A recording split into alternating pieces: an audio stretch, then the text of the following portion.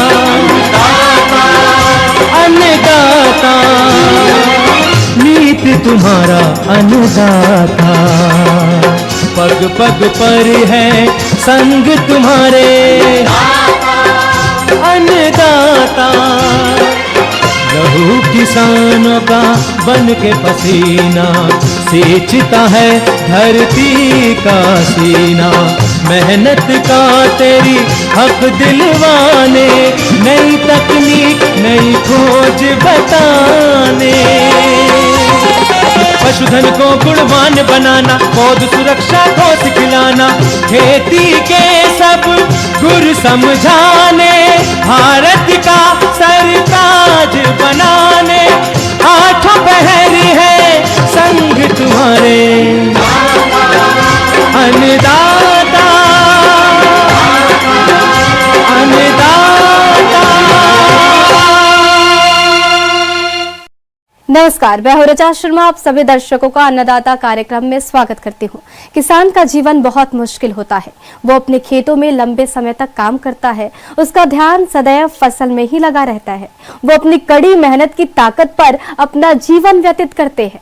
ऐसे ही किसानों की प्रगति के लिए हम खेती बाड़ी से जुड़ी कुछ महत्वपूर्ण जानकारियां आप तक लाते हैं। हर रोज सुबह आपके सामने हाजिर होते हैं। तो चलिए कार्यक्रम शुरू करते हैं और सबसे पहले देखते हैं क्या है आज के अन्नदाता में। आम में गमोसिस रोग की रोकथाम के उपाय।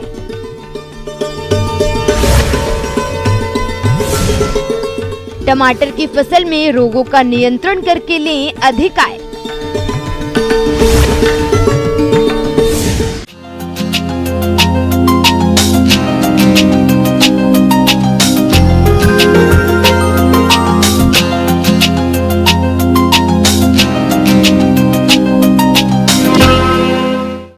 फलों का राजा आम की बागवानी करने वाले किसान इससे अच्छा खासा मुनाफा कमाते हैं, लेकिन कभी कभी रोगों की वजह से अधिक नुकसान हो जाता है, जिसमें एक मुख्य रोग है गमोसिस, जिसे गोंदिया रोग भी कहा जाता है। इस रोग की पहचान के मुख्य लक्षण क्या हैं और रोकथाम के लिए किसान भाई कौन कौन से उपायों को अपनाएं, जिससे आम का बाग इस रोग से बच सके और अच्छा फल उत्पादन मिल सके। इस बारे में जानकारी देने के लिए हमारे बीच उपस्थित हैं विषय विशेषज्ञ डॉक्टर फूलचंद्र।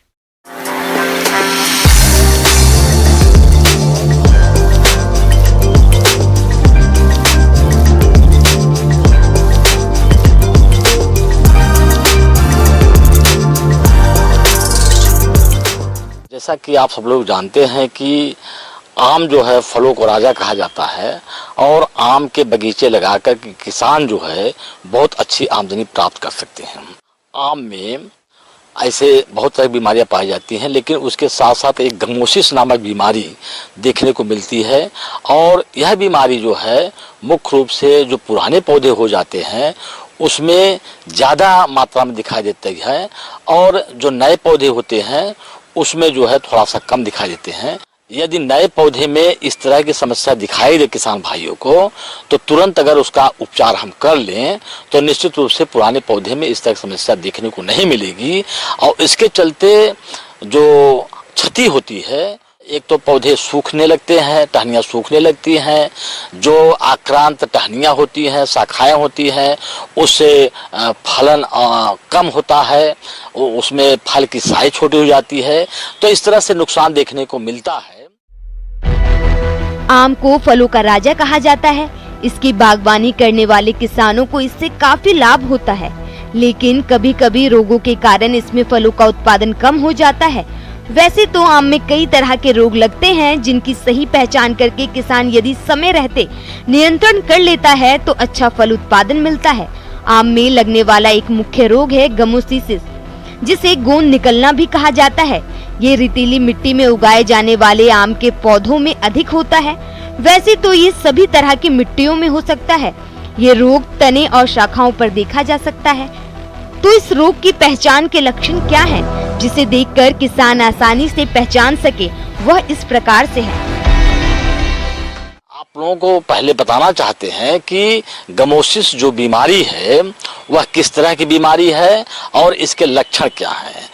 तो किसान भाइयों, गमोसिस बीमारी जो है एक फफूंद जनित बीमारी है और जो शाखाएं होती हैं आम की, उसमें जो है पहले से हवा के माध्यम से जो फफूंद के जीवाणु होते हैं, बीजाणु होते हैं, वह जो है शाखाओं के छिलके पर आ करके वह डिपॉजिट हो जाते हैं, जमा हो जाते हैं और उसके साथ जो है धीरे धीरे किसी भी तरह का कोई वहां पर घाव हो गया कीड़े मकोड़े के द्वारा, या आप प्रूनिंग कर रहे हैं, ट्रेनिंग कर रहे हैं बगीचे की, तो फिर वह जो है फफूंद जो है शाखाओं के अंदर घुस जाते हैं और अंदर घुस जाते हैं जब, तब जो है वहां से धीरे धीरे जो है आप देखने को पाएंगे कि टहनियों पर जो है गम जैसा जो है पदार्थ, गमी पदार्थ, लस्सा टाइप का पदार्थ जो है टहनियों पर निकलना शुरू होती है। पहले बहुत थोड़ी मात्रा में दिखाई देती है, छोटे एक बूंद के रूप में दिखाई देती है, जैसे मधु आप कहीं डाल दीजिए, ठीक उसी कलर का जो है टहनियों पर दिखाई देती है। फिर धीरे धीरे उसका फैलाव होते जाता है, गम की मात्रा ज्यादा निकलती है और धीरे धीरे टहनियों की लंबाई और उसके चौड़ाई में बढ़ते हो जाती है और जो छिलका होता है टहनियों का वह फटना शुरू हो जाता है। फटने के बाद जो है फिर टहनियां धीरे धीरे वहां से सूखना शुरू करती हैं और नतीजा ये होता है कि वो सूखते हुए वह धीरे धीरे क्रम में पूरी की पूरी टहनी सूख जाती है और अगर समय रहते हम उसका उपचार नहीं कर लेते हैं तो एक शाखा से दूसरी शाखा, दूसरी शाखा से तीसरी शाखा, एक पौधे से दूसरे पौधे, इस तरह से उसका प्रसार होना शुरू हो जाता है और धीरे धीरे बहुत सारे हमारे आम के पौधे, उसकी टहनियां जो है आक्रांत हो जाती है, जिसके कारण टहनी में फल कम बनेंगे, फूल कम बनेंगे, फल की साइज छोटी होगी, तो किसान भाइयों को इसके चलते जो है नुकसान उठाना पड़ जाता है। किसान भाइयों, आपके आम के बाग में गमोसिस रोग का प्रकोप ना हो और यदि हो गया है तो इस रोग से बचाव और रोकथाम के लिए समय रहते कौन कौन से उपायों को अपनाएं जिससे आम का बाग रोग मुक्त रहे और अधिक फल उत्पादन से अच्छा मुनाफा मिले। यदि इस तरह के लक्षण आपके आम के बगीचे में दिखाई देता है तो इसकी रोकथाम के लिए किसान भाइयों को चाहिए कि सबसे पहले जो है बगीचे की साफ सफाई जो है हमेशा करते रहें, उसमें किसी भी तरह का कोई घास पात, कोई तीड़ इस तरह का ना हो, तो साफ सफाई बहुत जरूरी है। और जो आक्रांत पौधे हैं, अगर बहुत ज्यादा आक्रांत टहनियां हो चुकी हैं तो उसको प्रूनिंग कर करके उसको निकाल दें और निकाल करके कहीं दूर ले जा करके जमीन के अंदर गाड़ दें।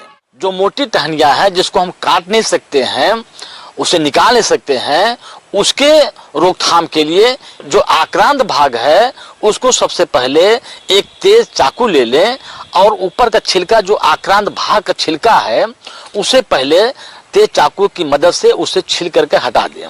इसके रोकथाम के लिए मैंने ब्लाइटास 50 नामक दवा बाजार मिलती है, जिसे ब्लू कॉपर के नाम से भी देखा जाता है, ब्लू कॉपर के नाम से बाजार मिलती है और यह कॉपर ऑक्सीक्लोराइड इसका रासायनिक नाम है और ब्लाइटास या ब्लू कॉपर के नाम से बाजार मिलती है, जिसका ट्रेड नेम है। इसका एक गाढ़ा घोल बना लें।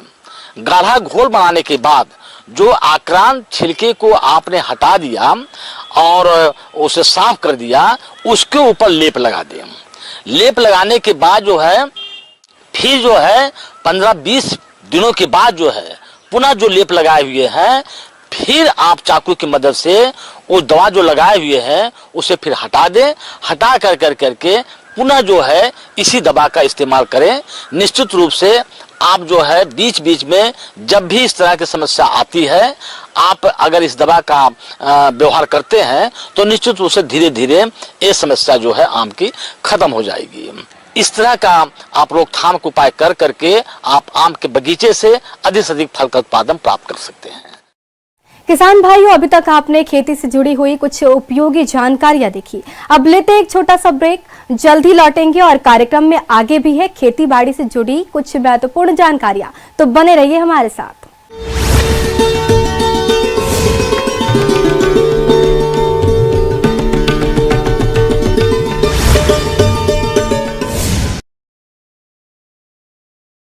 पाकिस्तान में विपक्षी दलों ने प्रधानमंत्री इमरान खान के खिलाफ औपचारिक रूप से अविश्वास प्रस्ताव पेश कर दिया है।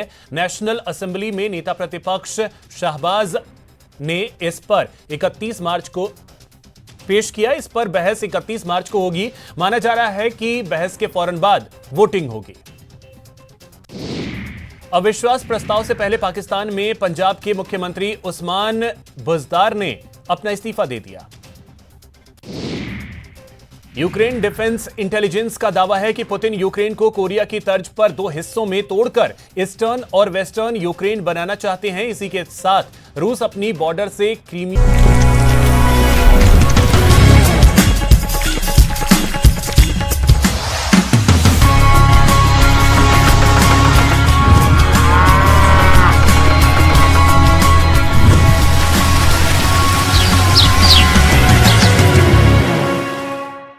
ब्रेक के बाद आप सभी दर्शकों का अन्नदाता में स्वागत है। चलिए अब रुक करते हैं अगली कड़ी की ओर।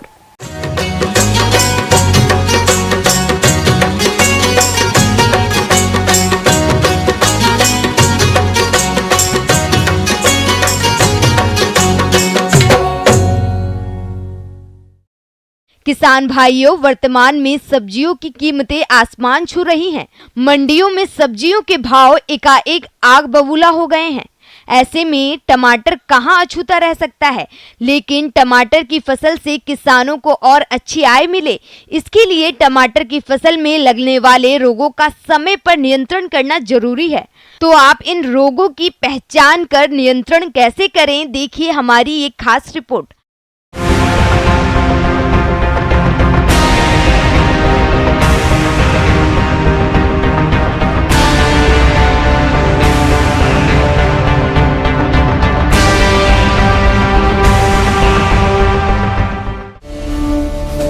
किसान भाइयों, टमाटर का उपयोग सब्जी, सलाद, अचार और अन्य कई व्यंजन बनाने में किया जाता है, जिसकी वजह से टमाटर की मांग वर्ष भर बाजार में बनी रहती है और हमारे अनेक किसान भाई टमाटर की खेती करके अच्छा लाभ कमाते हैं। लेकिन कभी कभी टमाटर की फसल में रोगों के प्रकोप से भारी नुकसान होता है। इसीलिए रोगों से फसल को बचाने के लिए उनकी रोकथाम के बारे में जानकारी होना आवश्यक है। इसी बात को ध्यान में रखते हुए सबसे पहले बात करते हैं टमाटर में लगने वाले फल सड़न रोग के बारे में।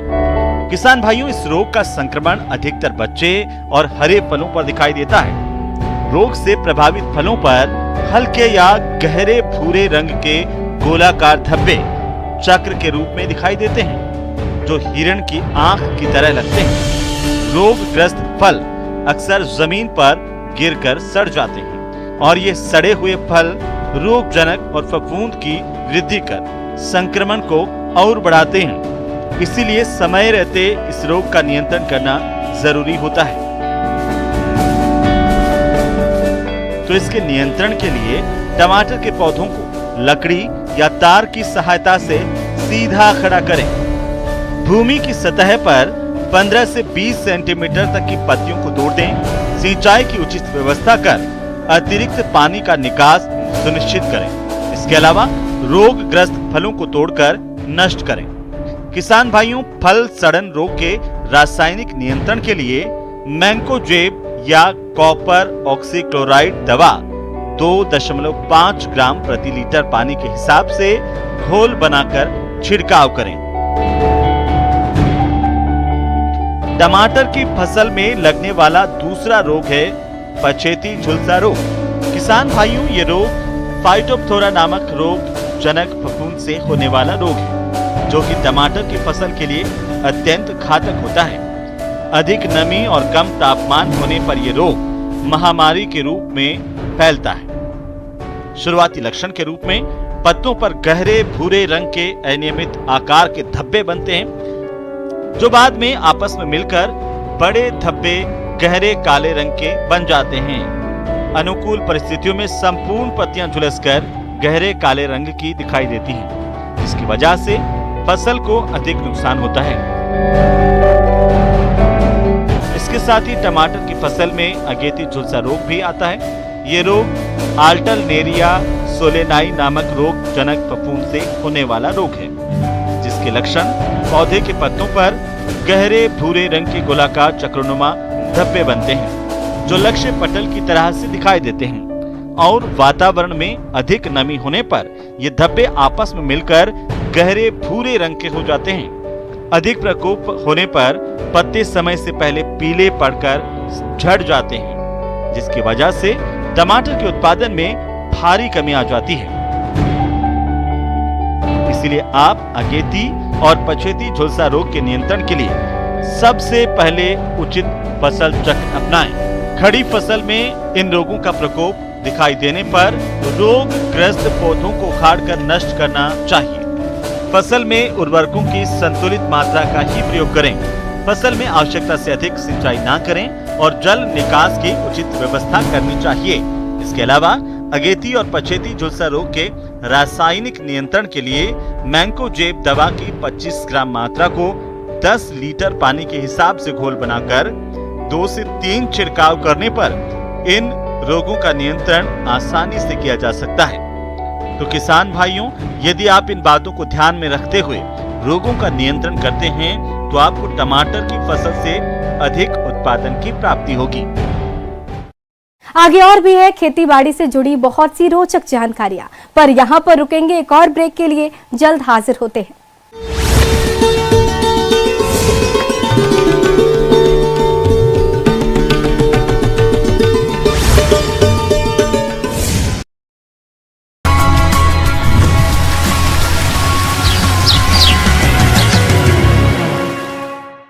ब्रेक के बाद एक बार फिर से आप सभी दर्शकों का अन्नदाता कार्यक्रम में स्वागत है। बढ़ते हैं अगली प्रस्तुति। हमारे राज्य के अधिकतर किसान भाई गाय भैंसों का हाथों द्वारा दूध निकालते हैं और बड़े बड़े डेयरी फार्मों में हाथों से दूध निकालना बहुत कष्ट वाला काम है। लेकिन अब आपको फिक्र करने की जरूरत नहीं है, क्योंकि आज हम आपके लिए ऐसी जानकारी लेकर आए हैं जो आपको देखते ही लगेगा कि पशुओं से दूध निकालना कितना आसान हो गया है। तो चलिए इस बारे में जानकारी लेंगे। NDRI करनाल के निदेशक डॉक्टर मनमोहन सिंह चौहान।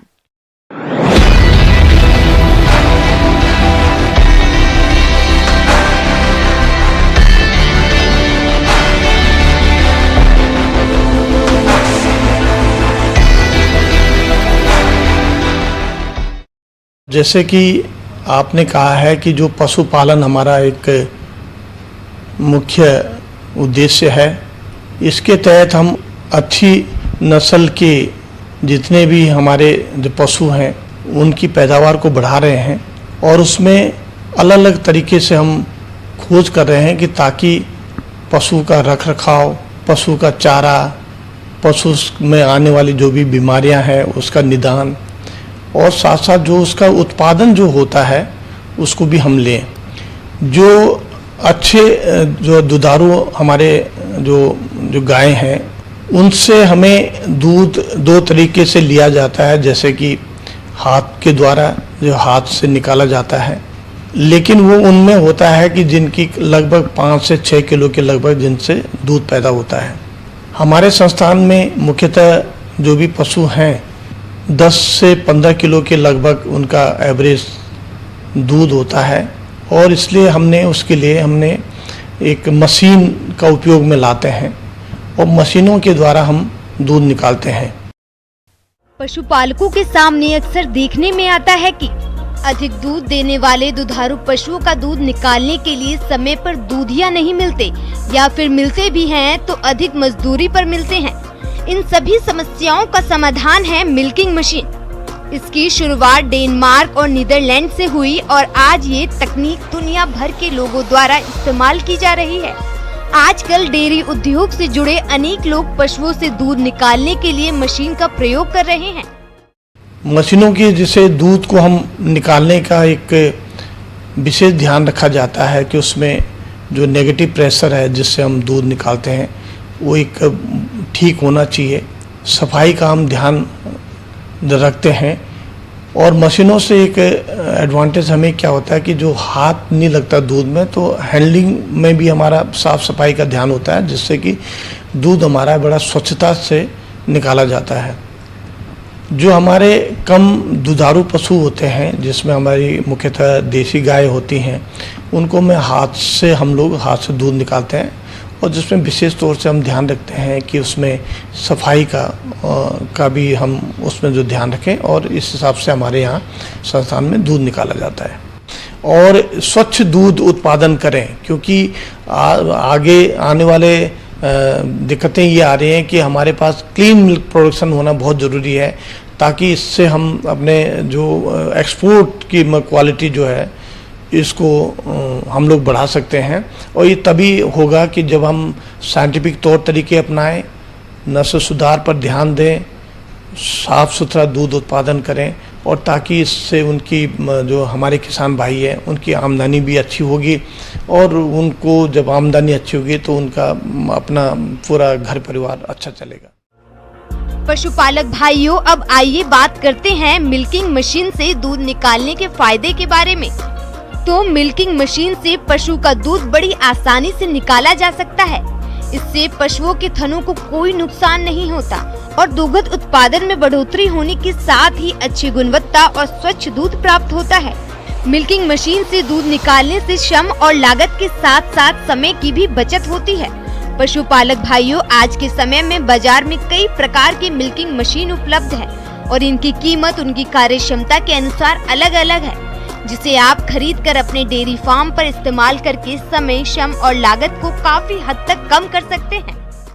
हम लगातार इस दिशा में काम कर रहे हैं, और आगे जो 2030 तक हमारा वो है जो उत्पादन का लक्ष्य जो बराबर बढ़ रहा है, करीब 240 मिलियन टन लगभग जो है, आप ये मान के चलें कि 24 करोड़ टन हमारा दूध उत्पादन का उद्देश्य है, और जो इस दिशा में काम कर रहे हैं। और मैं समझता हूं कि जिस हिसाब से हमारे वैज्ञानिक कार्य कर रहे हैं, जो हमारी नई नई टेक्नोलॉजीज निकल रही हैं, उनको ध्यान में रखते हुए हम इस लक्ष्य को जरूर जो प्राप्त करेंगे।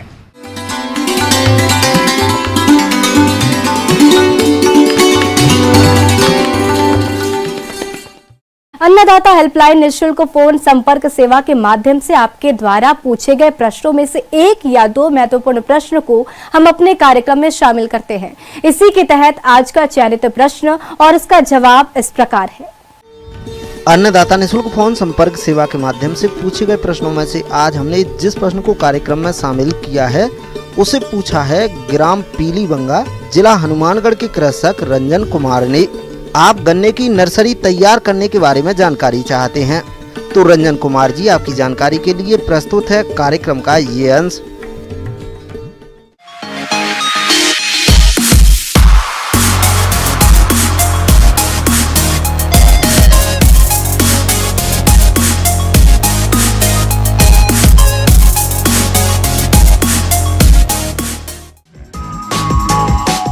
सामान्यतः गन्ने की बुवाई 2-3 आंख वाले सेट्स काटकर कुंड में सीधी की जाती है। इस पद्धति से गन्ने की बुवाई करने के लिए गन्ना के बीज की मात्रा 80 से 100 क्विंटल प्रति हेक्टेयर आवश्यकता होती है। बीज की कटाई, परिवहन, टुकड़े करने, बुआई करने आदि में समय एवं श्रमिकों पर भी अधिक खर्च आता है।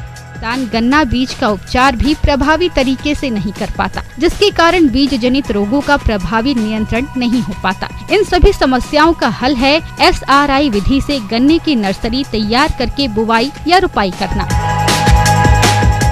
श्री विधि से गन्ने की खेती।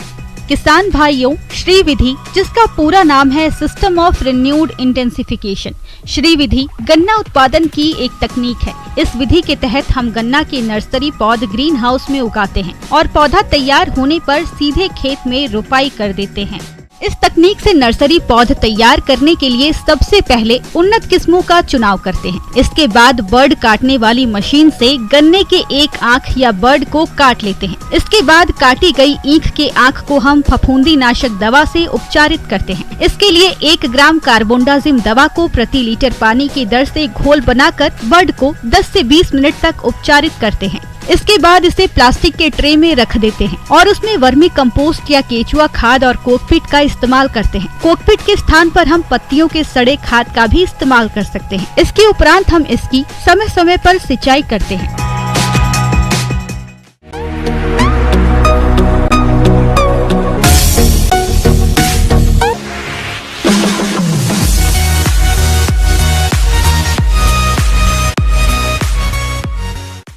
आइए अब एक नजर डालते हैं राज्य के कुछ चुनी हुई मंडियों के प्रमुख फसलों के बाजार भाव पर।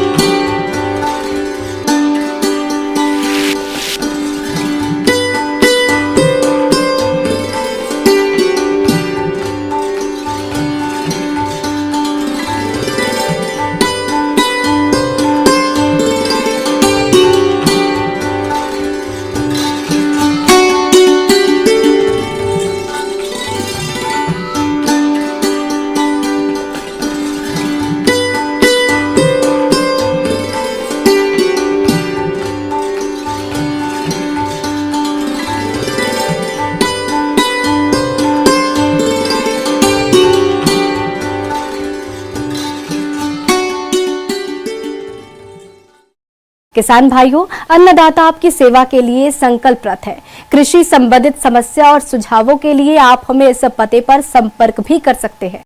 प्रोड्यूसर अन्नदाता news 18 Rajasthan, Ramoji film city Hyderabad 501512।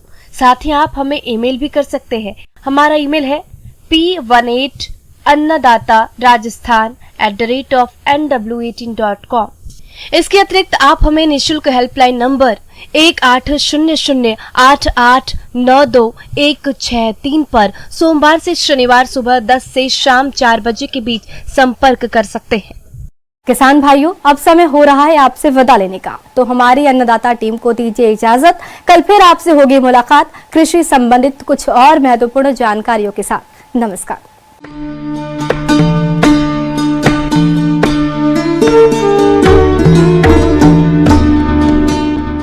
घड़ी के एक एक मिनट के साथ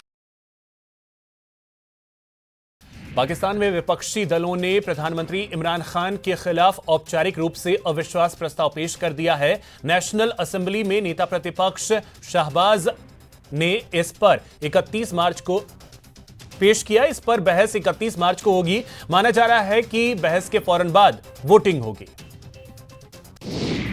अविश्वास प्रस्ताव से पहले पाकिस्तान में पंजाब के मुख्यमंत्री उस्मान